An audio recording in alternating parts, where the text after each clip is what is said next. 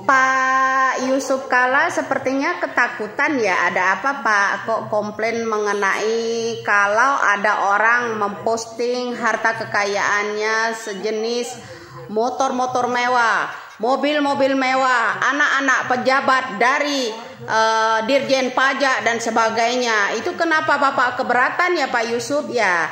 Kenapa ya Bapak merasa keberatan, merasa terusik?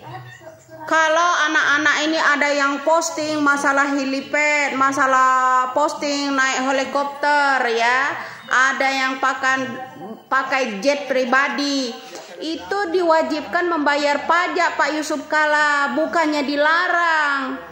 Boleh-boleh aja, tapi apakah sesuai ya kepemilikan yang namanya anak-anak bangsa ini, motor bagus, mobil bagus, tas Hermes dan sebagainya, itu dengan pendapatan sesuai dengan kerjanya.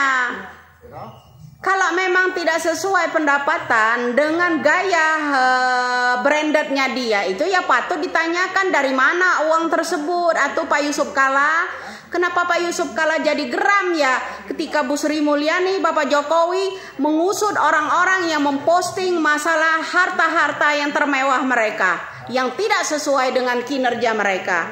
Itu patut dipertanyakan. Hasil dari mana atau Pak Yusuf Kala?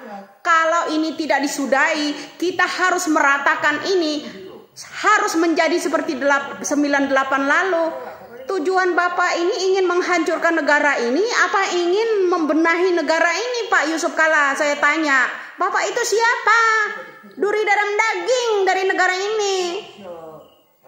Ini orang yang berbahaya sebenarnya. Pidato di masalah perpartaian, pidato politik di hadapan PKS, Bapak bicara seperti itu Pak Yusuf Kala. Jangan mentang-mentang orang kaya lalu memberikan statement di hadapan pidato perpolitikan di hadapan orang-orang PKS, menyebutkan bahwa ini harus diratakan, harus seperti 98. Ini bahaya Pak Yusuf Kala. Kenapa Anda menjadi geram ketika ada Bu Sri Mulyani, Bapak Jokowi mengusik yang namanya orang-orang yang hasil pamernya itu tidak sesuai dengan kinerjanya? Mengapa Bapak Yusuf Kala jadi takut? Ini ya kesannya Bapak Yusuf Kala ini akan mengembangkan kekisruhan seperti kejadian 98 kalau kayak begini. Betul. Saya amati betul ini ceramahnya Pak Yusuf Kala. Kenapa seperti ini Pak Yusuf Kala?